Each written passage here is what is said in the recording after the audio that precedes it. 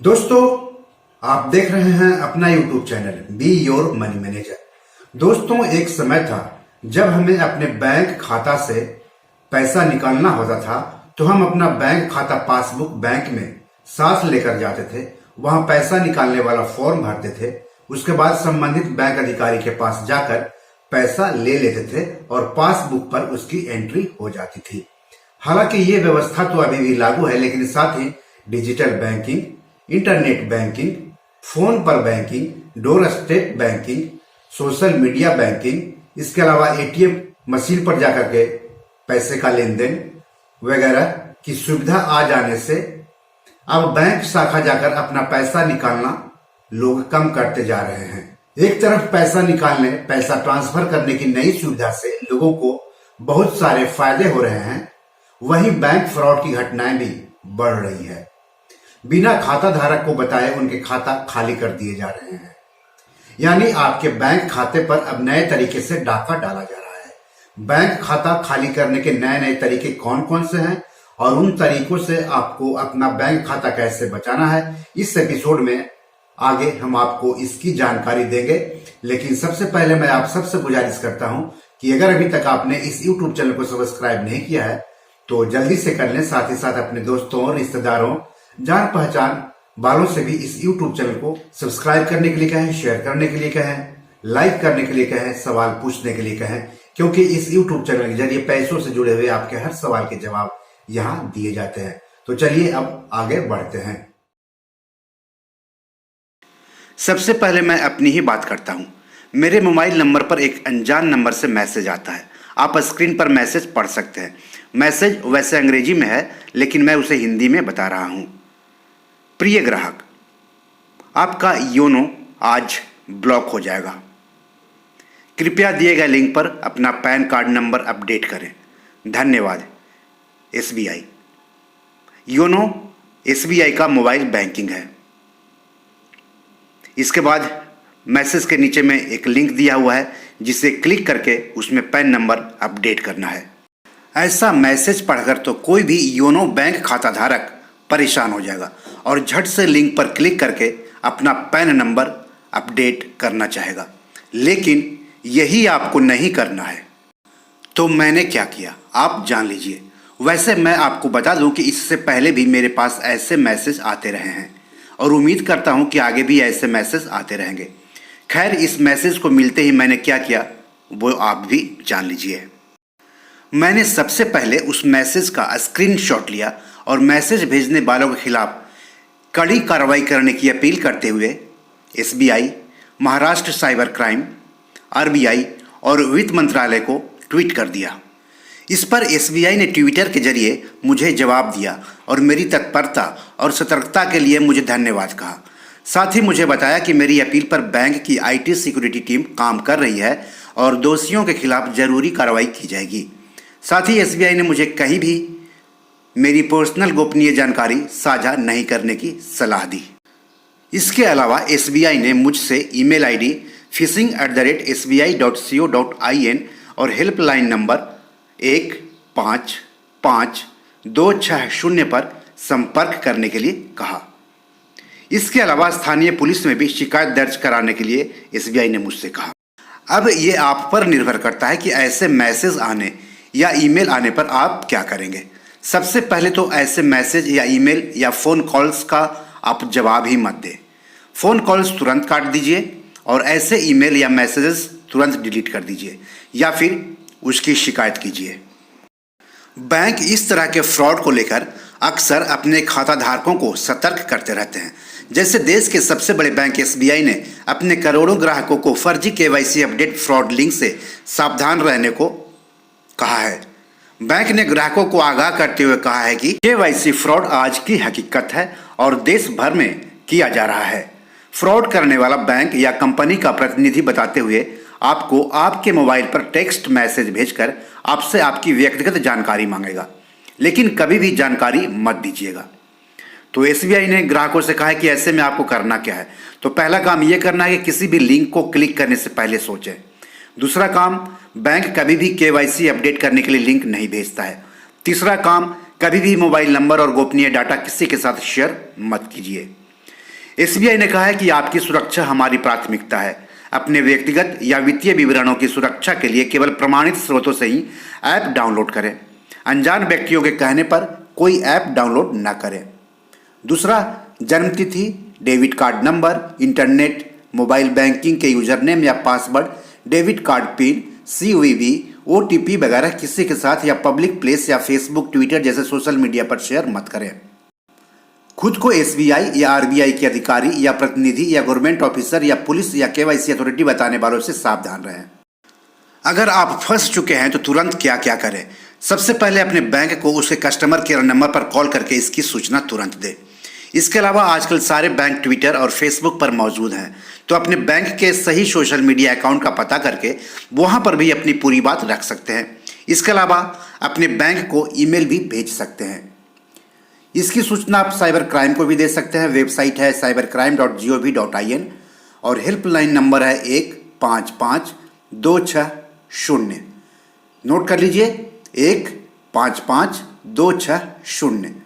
चलिए, जालसाजों द्वारा आपका बैंक खाता कैसे खाली किया जा सकता है, इसका एक और उदाहरण आपको देते हैं। क्या आपके पास भी RBI का कोई ईमेल आया है या फिर ऐसा ईमेल अक्सर आते रहता है जिसमें आपसे व्यक्तिगत जानकारी देने के बदले बहुत सारे पैसों मसलन 4,75,00,000 रुपए की पेशकश की जाती है? तो सावधान हो जाएं। ऐसे ईमेल को तुरंत डिलीट कर दें, नहीं तो फंस जाएंगे और आपका बैंक खाता खाली हो सकता है, क्योंकि ऐसे ईमेल फर्जी होते हैं। RBI कभी भी किसी भी खाता धारक की व्यक्तिगत जानकारी के लिए उसे ईमेल नहीं भेजता है। दरअसल आपकी व्यक्तिगत जानकारी लेकर आपका खाता खाली किया जा सकता है।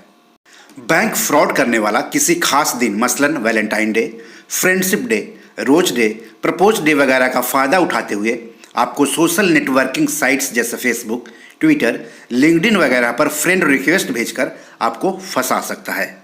राष्ट्रीय साइबर क्राइम ने वैलेंटाइन डे पर ऐसे किसी भी लिंक से सावधान रहने की अपील की है। ट्विटर के जरिए अपील की है राष्ट्रीय साइबर क्राइम ने। आपको बता दूं कि राष्ट्रीय साइबर क्राइम केंद्रीय गृह मंत्रालय के अंतर्गत काम करता है। सोशल मीडिया जैसे कि फेसबुक, ट्विटर, इंस्टा वगैरह का इस्तेमाल तो आप में से बहुत सारे लोग करते होंगे। इसके जरिए भी बैंक पर डाका डाला जा रहा है। आजकल धड़ल्ले से लोग ऑनलाइन मित्र बना रहे हैं, लेकिन एक मामूली गलती से आप जालसाज के हाथों बैंक में रखे अपने सारे पैसे गंवा सकते हैं।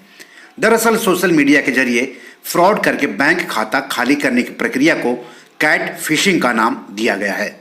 देश के केंद्रीय बैंक RBI ने भी जालसाजों से सतर्क रहने की अपील की है। उसने कहा है कि अनैतिक तत्व सोशल मीडिया तकनीकों, मोबाइल फोन कॉल आदि सहित नवीन कार्य प्रणाली का उपयोग करके आम जनता को धोखा दे रहे हैं और उन्हें गुमराह कर रहे हैं। इसे देखते हुए आम जनता को आगाह किया जाता है कि वह ऐसे कपटपूर्ण संदेशों, झूठे कॉल, अज्ञात लिंक्स, गलत अधिसूचनाओं, अनधिकृत QR कोड आदि से सावधान रहें, जो बैंकों और वित्तीय सेवा देने वालों से किसी भी तरह से रियायतें प्राप्त करने या झटपट प्रतिक्रिया प्राप्त करने में मदद का वादा करते हैं।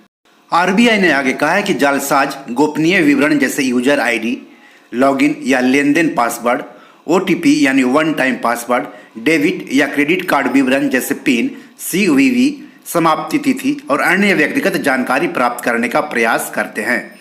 RBI ने जालसाजों द्वारा इस्तेमाल किए जा रहे तरीकों के बारे में भी जानकारी दी। पहला है विशिंग। विशिंग किसको कहते हैं?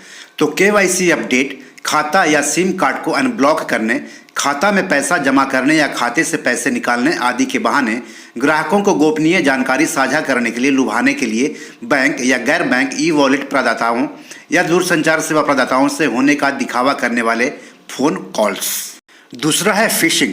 नकली ईमेल और या SMS जिन्हें ग्राहकों को धोखा देने के लिए ऐसे डिजाइन किया जाता है कि वो ये सोचे कि यह संचार उनके बैंक या ई-वॉलेट प्रदाता से आया है और जिनमें गोपनीय जानकारी प्राप्त करने वाले लिंक होते हैं।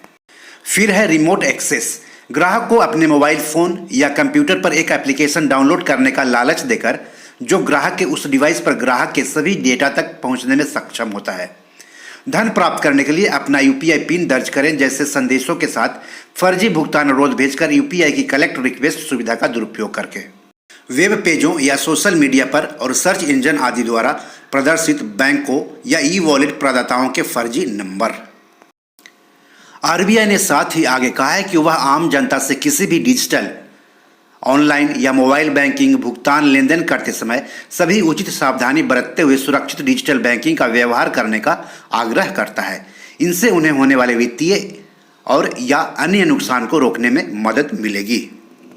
आरबीआई ने अपने बैंक खाते को बचाने के लिए 12 सलाह दी है, उसे आप भी याद रखिए। मैं एक एक के बारे में बता रहा हूँ।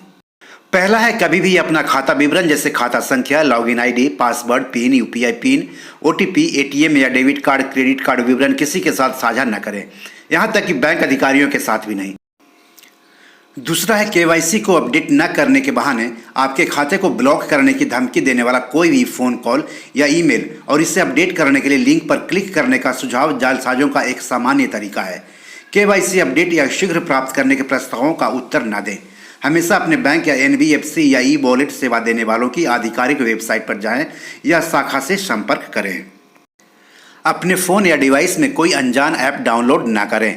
ऐप आपके गोपनीय डेटा को गुप्त रूप से एक्सेस कर सकता है। पैसे की प्राप्ति से जुड़े लेन देन में बार कोड या क्यूआर कोड को स्कैन करने या एम पिन दर्ज करने की आवश्यकता नहीं होती है। इस प्रकार यदि ऐसा करने के लिए कहा जाए तो सावधानी बरतें। संपर्क विवरण के लिए हमेशा बैंक या एनबीएफसी या ई वॉलेट सेवा देने वाले की आधिकारिक वेबसाइट देखें। इंटरनेट सर्च इंजन पर संपर्क नंबर धोखाधड़ी हो सकते हैं। वर्तनी त्रुटियों के लिए ईमेल या एसएमएस में प्राप्त यूआरएल और डोमेन नामों की जांच करें। ऑनलाइन बैंकिंग के लिए केवल सत्यापित, सुरक्षित और विश्वसनीय वेबसाइटों या ऐप्स का उपयोग करें, यानी HTTPS से शुरू होने वाली वेबसाइटों का इस्तेमाल करें। संदेह होने पर तुरंत स्थानीय पुलिस या साइबर अपराध शाखा को सूचित करें।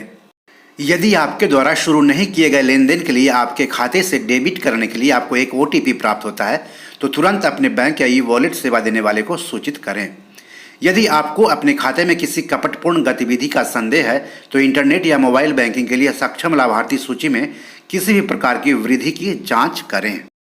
अपने बैंक या ई वॉलेट खाते से जुड़े अपने ईमेल का पासवर्ड साझा न करें। ई कॉमर्स या सोशल मीडिया साइटों और आपके बैंक खाते या आपके बैंक खाते से जुड़े ईमेल के लिए सामान्य पासवर्ड न रखें। सार्वजनिक, खुले या मुफ्त नेटवर्क के माध्यम से बैंकिंग से बचें। किसी भी वेबसाइट या एप्लीकेशन में यूजर आईडी के रूप में अपने ईमेल के साथ पंजीकरण करते समय अपना ईमेल पासवर्ड शब्द के रूप में सेट न करें।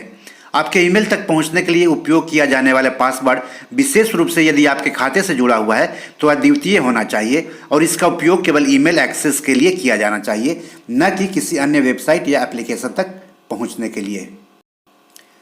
विदेशी प्रेषण, कमीशन की प्राप्ति या लॉटरी जीतने के लिए आरबीआई के पास आपकी ओर से धन जमा करने की सूचना देने वाली सलाह से भ्रमित न हों।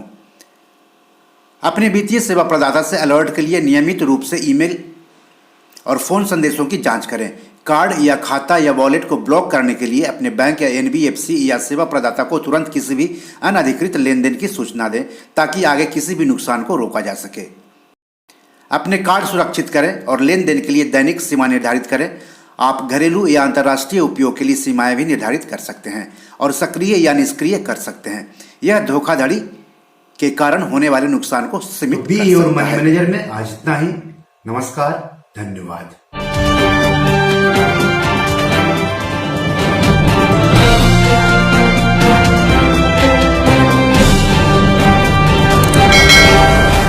दोस्तों, ये मेरी 7 किताब है जो कि amazon.com पर पब्लिश है। आप इसे डाउनलोड करके पढ़ सकते हैं। इन किताबों के लिंक्स इस वीडियो के डिस्क्रिप्शन में दिए हुए हैं। इन 7 किताबों में से 5 किताब मनी मैनेजमेंट पर है, यानी पैसा निवेश करके अधिक पैसा कैसे कमाएं पर आधारित है।